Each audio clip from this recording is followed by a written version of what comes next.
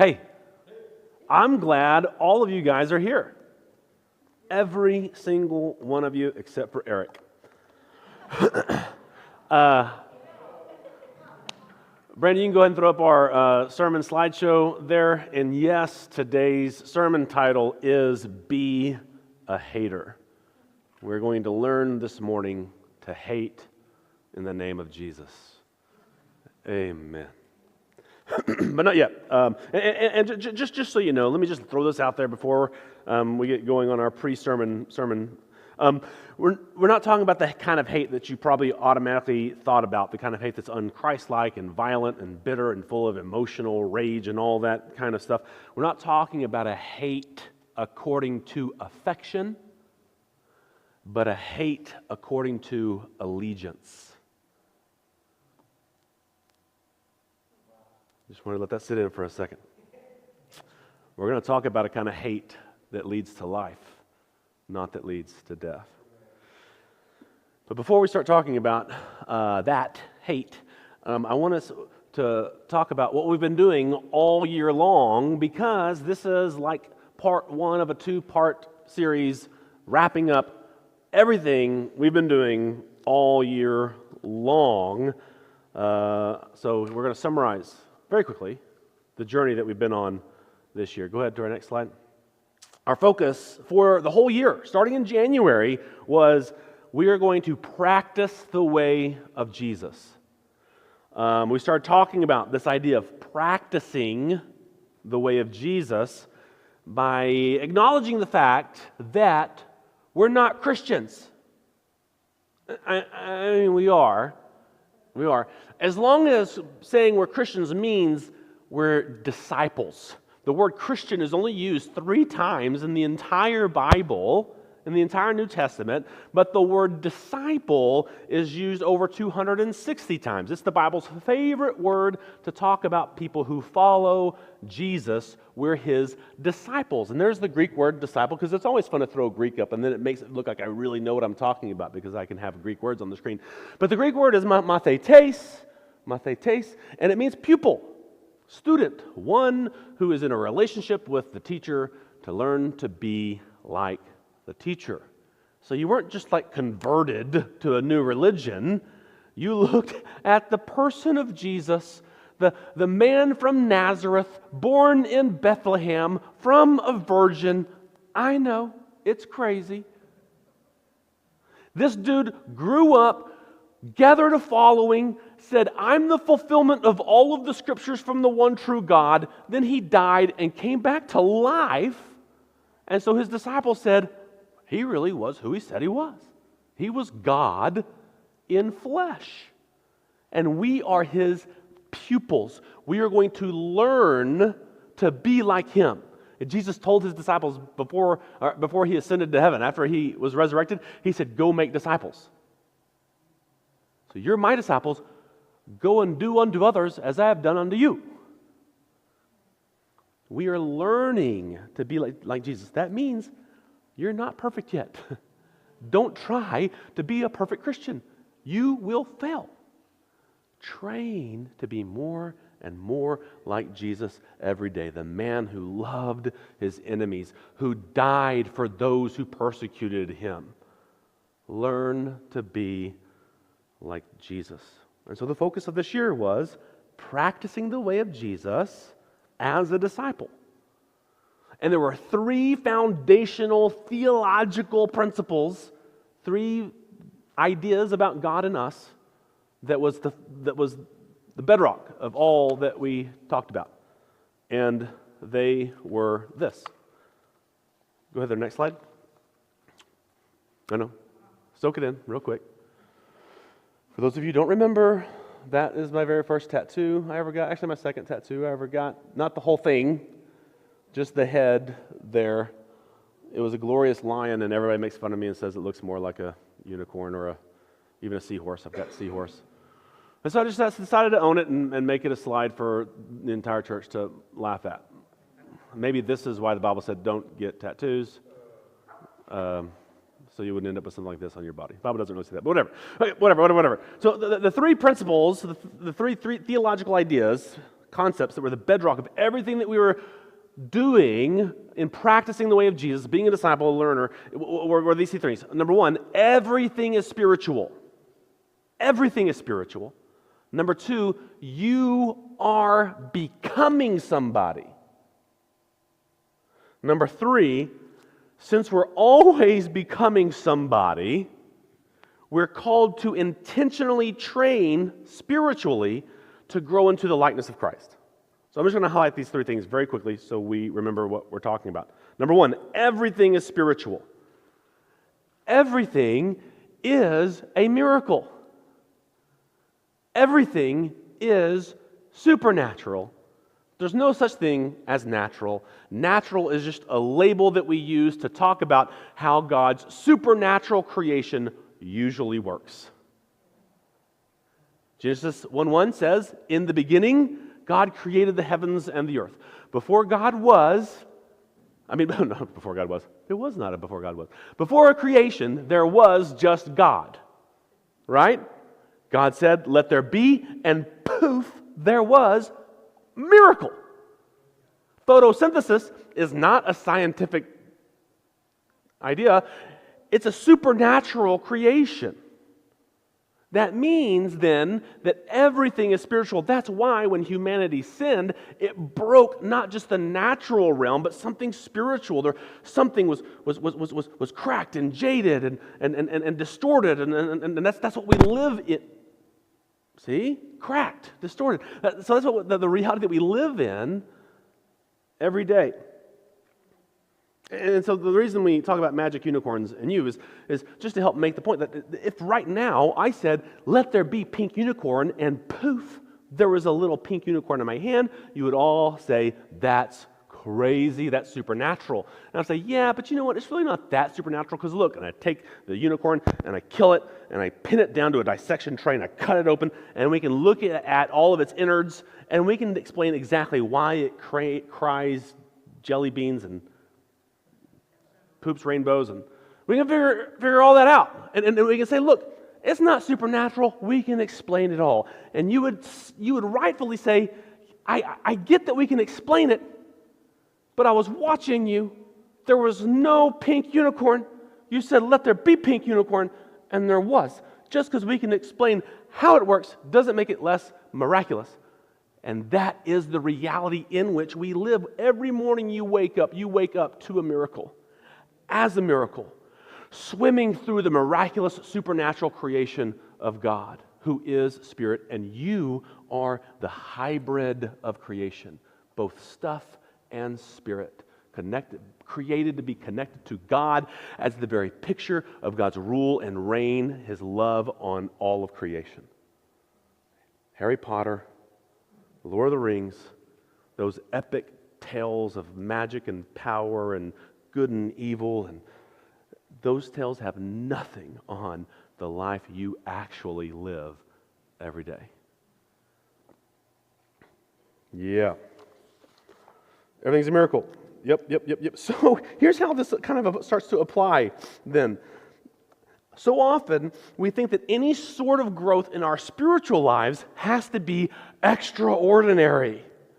And sometimes that's true. Sometimes we do have experiences with God that are different than the normal day-to-day experiences. We can have really crazy, what we would call spiritual experiences with God. But the normal day-to-day experiences, those are spiritual too, just as supernatural, because you are interacting with the miracle of God's creation. It's all a miracle. Just because the miracle usually works this way doesn't make it less miraculous or less spiritual. You don't have a spiritual aspect to your life. Your life is spiritual. What you read, what you do with your body, what you pay attention to, all of those normal things are spiritual practices. So that's part 1 of our foundation of everything we've been doing this year. Everything is spiritual. Part 2 is this: you're not just somebody, you're becoming somebody. Go ahead to our next slide. You're welcome. This is the alpha male from circa 2001, Pastor Nick Acker, who the somebody I was. I'm seriously considering that again. Bleached mohawk with blue tips. Dude, do you know how cool I was at church camp that year? No, that's good. The back of the shirt says, "I'm the Christian the devil warned you about." I know, that's how cool I was. I'm just saying. So, the point of me showing you this picture of me from 25 years ago is to show you that I'm a different person now. Not only do I have more hair on my head now than I did then, not only am I in much better shape now than I was then. Okay, that might not be true. Probably none of the above. But here's what actually matters. I am actually a different. If I could sit that dude down and say, "Listen, buddy, listen, please listen to me." Like, that's me, but that's not me. That's like a different person. And if you could divide your age in half and look at who you were at that half age, you would say, "Oh my goodness, that's a different person." You see, you weren't just somebody then, you were becoming somebody. All of the environment of your life, from the culture you lived in, the movies you watched, these days, the algorithms of your social media swiping, everything is impacting you and forming you like a blacksmith into somebody new. No, you cannot stop the process of becoming somebody. You are not just defined, "Well, I'm just me." That is the lie of hyper-individualistic Western society. A lot of great stuff about the Western society. I'm a fan of a lot of it. But there's some lies in it too. And the lie is, "I'm just me. I'm not defined by anybody." Well, why aren't you wearing a toga this morning? Why do you all make fun of my toe shoes? The toe shoes are more natural and normal. I won't go into that, but there's we have been formed from the way that we dress, the way that we talk, the way that we see ourselves, the way that everything. You are becoming somebody. You will be shaped by both positive and negative influences in your life. And you don't have to do anything about it. You don't push a button to start changing. You are in constant flux.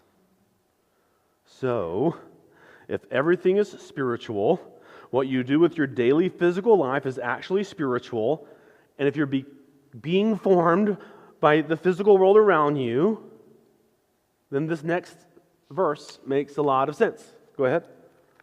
"Therefore, beloved, by the mercies of God, I urge you to present your bodies as a living sacrifice, holy and pleasing to God." This is your spiritual worship. "Do not be conformed to this age," because you are becoming somebody. "Do not be conformed to this age, but be transformed by the renewing of your mind, so that you may discern what is the good, pleasing, and perfect will of God." We present our physical bodies to God, our very lives as a living sacrifice, which is our spiritual worship, because everything is spiritual. Since we're always becoming someone new, as disciples of Jesus, as students, as learners, we intentionally direct our minds to the ways of Jesus, so that we're not conformed and shaped and distorted by the world. Instead, we grow up into the very image of Jesus. Being a Christian is not about just going to church and saying, "I believe these things," and then fitting into different social constructs of our culture that call themselves Christian. Christian is not an adjective. It wasn't an adjective. Do you listen to Christian music? I don't know. Has the music confessed with their mouth that Jesus is Lord and believed in their heart that God raised him from the dead? A Christian is a person, a disciple of Jesus. So you're not a part of a Christian group. You are a follower of Jesus. We train spiritually through our physical practice. We are intentional with what we see, with what we hear, with what we do with our bodies, so that we are learning to be more like Jesus our Lord. So that's what we did this year. We learned how to pray Scripture back to God, and we practiced praying the Beatitudes to Jesus. Then we learned more about spiritual formation and spiritual practices, and we practiced 4 spiritual disciplines for 4 weeks apiece. We practiced Sabbath, prayer, fasting, and solitude. So, after this year of focus, I hope that these 3 things will stick with you for the rest of your life. Go ahead. Everything is spiritual. You are being formed. And you can participate with your formation in order to grow into the image of Jesus as His disciple by practicing the way of Jesus. So now, to wrap up this year, before we roll into Advent season, because I'm not going to skip Advent season. I love Advent season. We're going to do Advent season. I have 2 last sermons for us. Today's message is, go ahead to the next slide. Today's message is be a hater. Next week's message is don't be a hater. I know, it's so witty. I mean, it doesn't alliterate, but it's still pretty awesome. Okay, so let's have a quick word about being a hater for Jesus. As we prepare our hearts to dive in to being a hater, if you would, meditate on this with me. You ready? Our entire purpose in life is to practice the way of Jesus as a disciple. That's our purpose. Here's how I define a disciple, for whatever it's worth. A disciple is someone who is learning to receive the love of God in the name of Jesus and in the power of the Holy Spirit, and to share the love of God with others in the name of Jesus and the power of the Holy Spirit. So, if anything prevents us from receiving the love of Jesus and sharing that love with others, that thing is the opposite of life. That thing is death. That thing is damnation. That thing is the enemy of all that we exist for. Sit in that for just a moment. If anything prevents us from receiving the love of Jesus and sharing that love with others, that thing is death. That thing is damnation. That thing is the enemy of all that we exist for.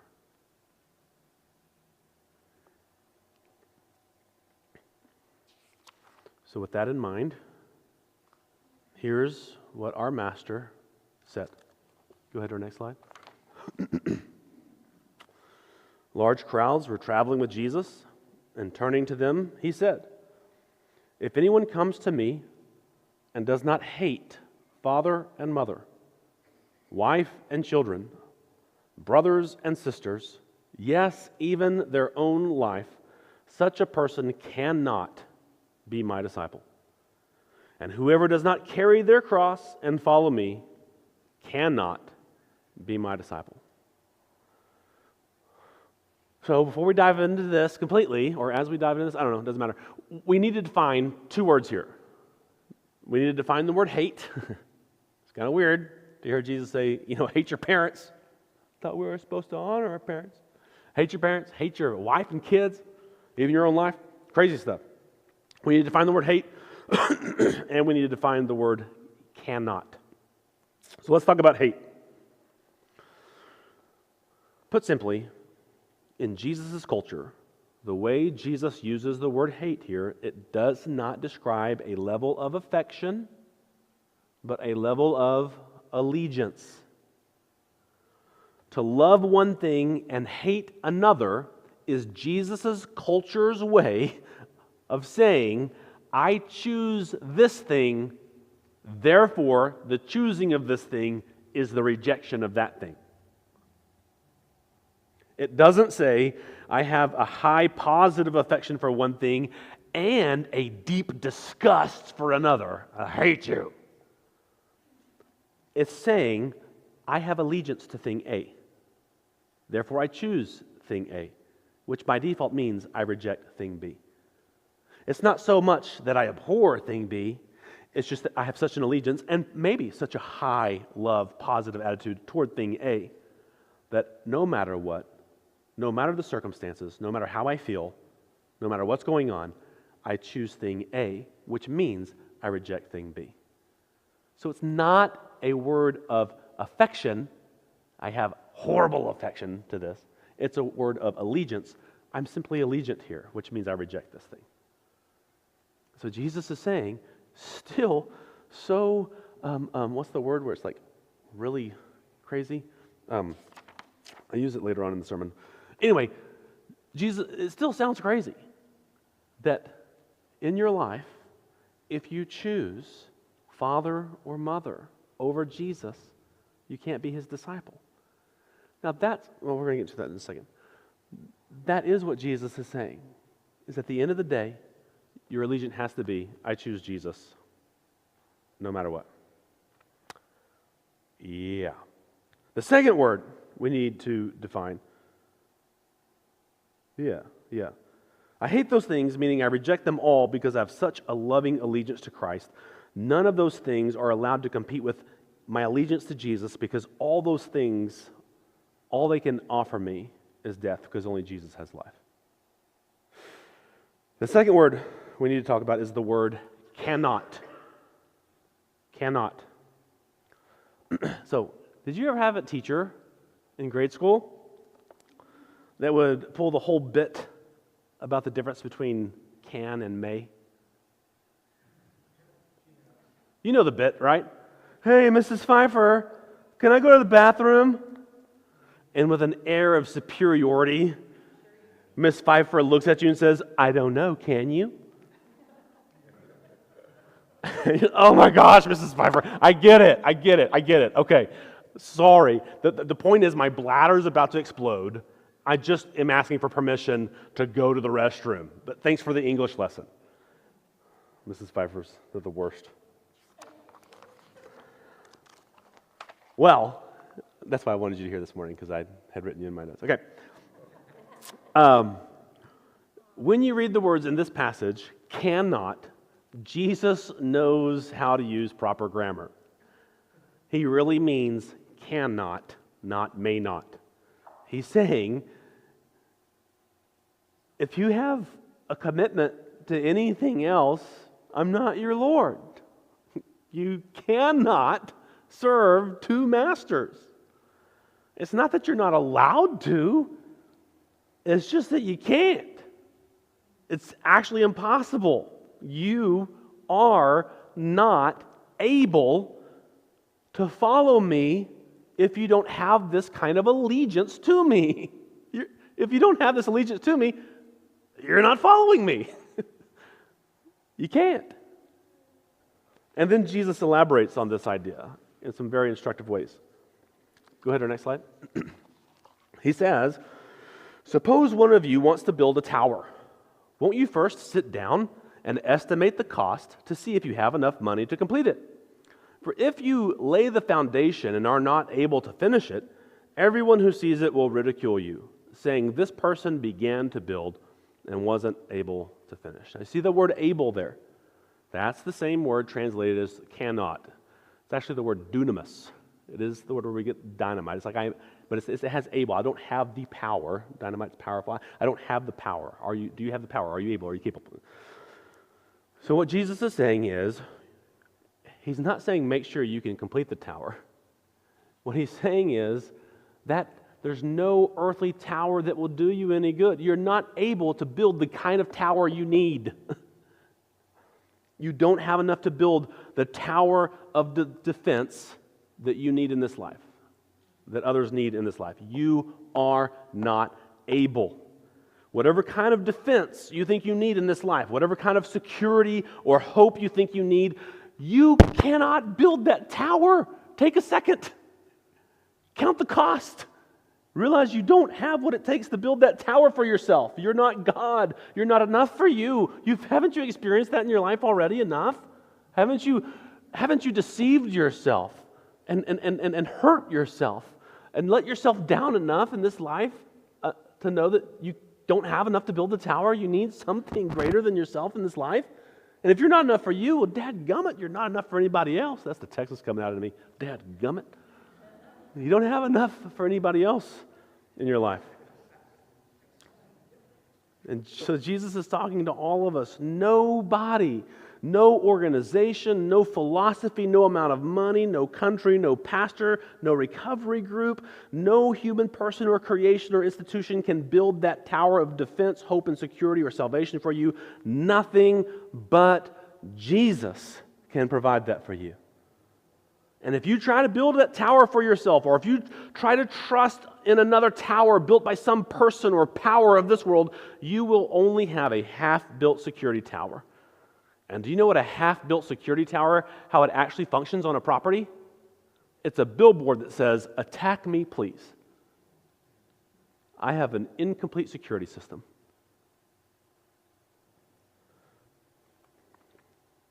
Your enemies see that you're an easy attack. They will ridicule you, attack you, and destroy you. Jesus is saying, count the cost. Realize you don't have enough to build it. Don't try to build your own defense tower. And don't trust any defense tower in this world, or you will only find ridicule and defeat. All towers of this world only offer death. So hate those defense towers for the way they're trying to draw you in. Trust is like the snake on Jungle Book. Right? Trust in me. Isn't that Jungle Book? Only in me. They're trying to lure you to them. You can have security with me that's more tangible than this weird, ongoing spiritual relationship with Jesus. You have to die to yourself to follow Jesus? I'll build you up. You can stand. You can put your foot on the neck of your enemies. You can win in this life and have power and security. That defense tower is a lie. The King of Kings didn't do it that way. He prayed for his enemies. Father, forgive them. As they nailed him to the cross, Father, forgive them.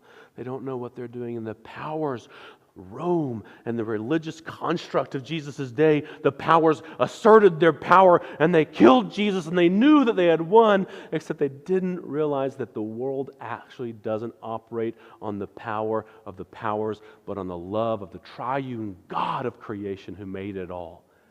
And we are his images. We are disciples of Jesus, following him to demonstrate that the powers, the rulers, and the authorities in the heavenly places are defeated, empty lies. You can't build the tower. Count the cost. You are not able. Hate those towers because they destroy people's lives. They lie to them. They tell them you can have hope and security in me, and they crush them in the end.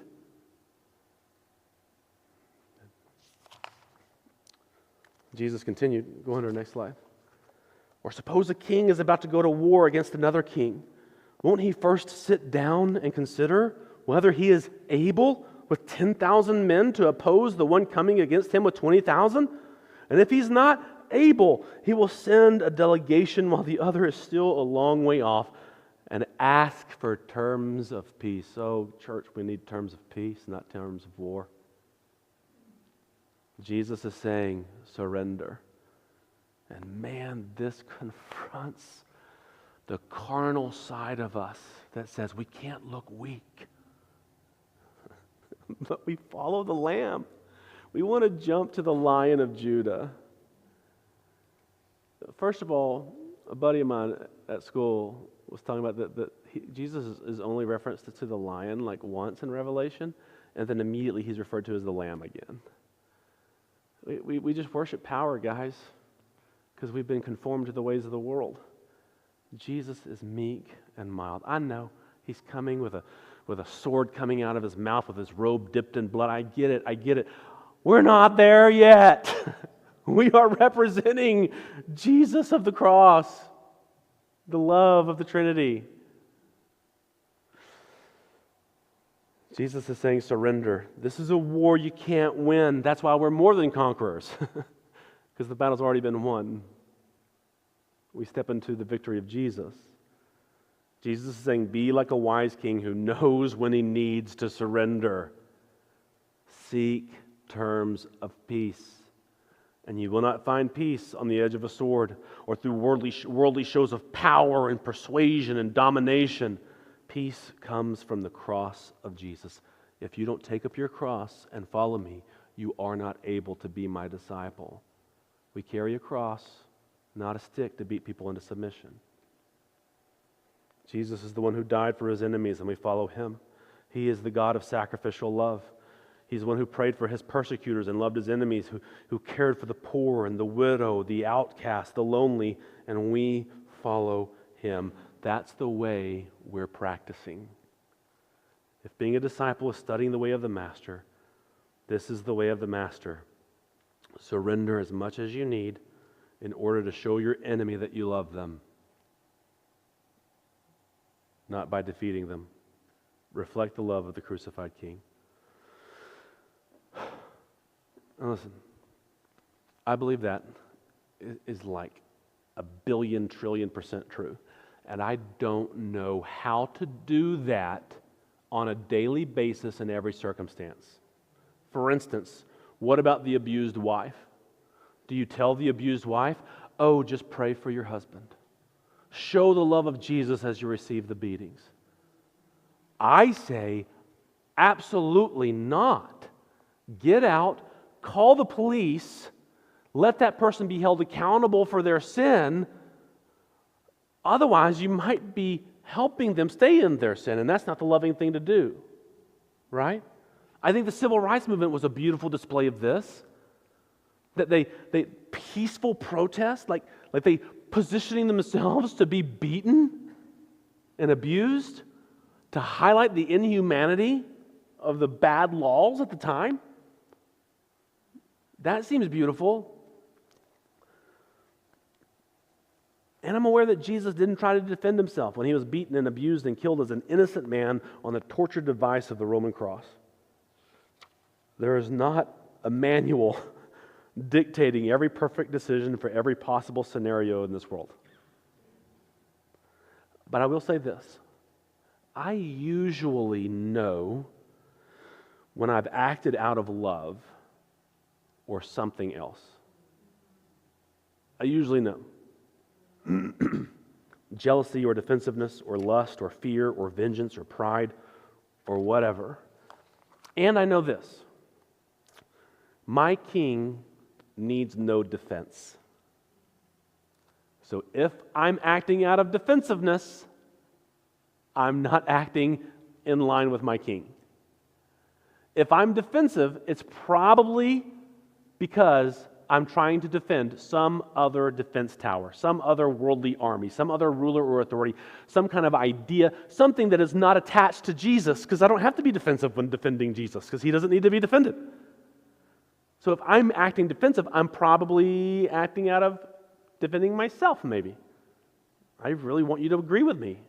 And if you don't agree with me, then you're calling me stupid. And I'm not stupid, you're stupid, and I'm blah, blah, blah, blah. Right? Or what do you mean you don't baptize babies? Of course you have to baptize. I don't believe baptizing babies, but I'm just saying that people will fight over things about Jesus. Well, if you're so angry about it, maybe you're not representing Jesus. Dare I mention the political discourse of our age? Whew. Is it easy to not get defensive about politics in America? But if we're defensive, who are we defending? If Jesus can be quiet, being persecuted and nailed on a cross? The only people he ever got mad at, by the way, were the religious rulers who felt like they were in control. I don't know. I don't know. I don't know. I don't know. What I'm saying, though, is we ought to count the cost. look at where our devotions lie. Because I know this, Jesus is gracious with us. He knows that we can't have perfect behaviors, and none of us in this room have perfect devotions. All of us have been devoted to some ruler, some authority, some power, some principality in this age that is dividing our devotions. We're all there. None of us are perfect. His grace is enough for us. You're free. You're free to be honest with yourself and investigate your devotions. Do you have divided devotions? Do you hate well enough yet?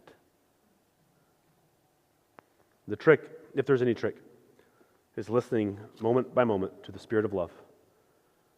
The trick is not attempting to be perfect in behavior or perfect in thought all the time, but training, practicing the way of Jesus. Everything that we've been talking about this year. Last verse, go ahead. Jesus says, in the same way, if those of you who do not give up everything you have cannot be my disciple. Jesus is just so extreme because he is extremely interested in you having the fullness of life in him. And everything else is a lie. Every other devotion will give you a false security and will stir up strife between you and yourself, you and your fellow human, who all need the grace of God in Christ through his cross and resurrection. You either follow him as Lord or you don't.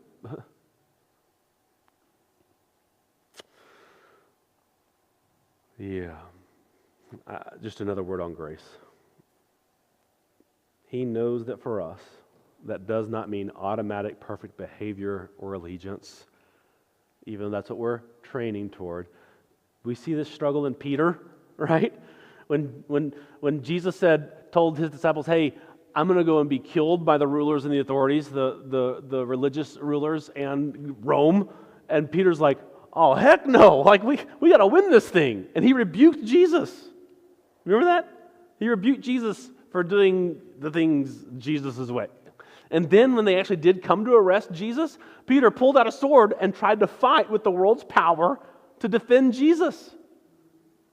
And Jesus rebuked Peter and put the guy's ear back on his head, which is crazy, you know. Jesus said, my kingdom is not of this world. If it were of this world, my followers would fight to preserve it. But as it is, they don't. Let me ask you, are you fighting? Jesus doesn't need you to fight. He's calling you to show the love of the cross. He didn't say pick up your big stick and follow me. Carry your cross. But see this, Jesus showed grace to Peter. Peter was like the head apostle, even with all of his struggles to understand the sacrificial kingdom of heaven and earth. And just like Peter, we will all fail and fall and think, how in the world could I do something like that? Again. His grace is enough for you. You stand forgiven and free from all sin, so that you can train into the goodness of his love that he gives to us all freely. Training to be fully devoted to the King and only to the King. Go ahead to our last slide there. So today's message is be a hater. So here's your wonky takeaway for this morning. What are you not hating well?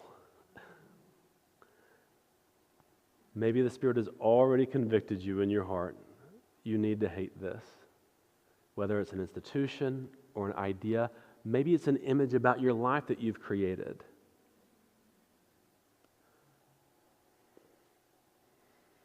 What defense tower are you trusting in? Almost everything in this world can become something that divides our devotions to Jesus. We could even find ourselves overly devoted to Grace Church or institutional Christianity or our traditions of faith. It's crazy how many things our family can pull us away from our devotion to Jesus. Should you have a devotion to your family? Doesn't the Bible call us to be good citizens of whatever kingdom, earthly nation we live in? Yeah. All of that happens as my devotion to Jesus, therefore I love my family in submission to Jesus. I act as a citizen of this nation, actually as an ambassador of the kingdom of heaven. Whatever devotion I do have, whatever commitment I do have, it's a reflection of my ultimate allegiance to Jesus. So we're going to take a moment now,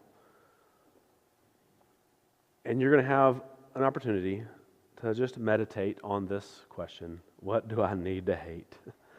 What is dividing my devotion to you and making it difficult for me to receive the fullness of your love?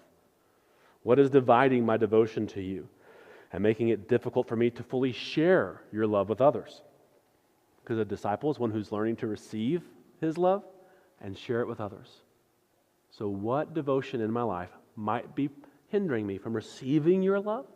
What devotion in my life might be preventing me from sharing your love with others?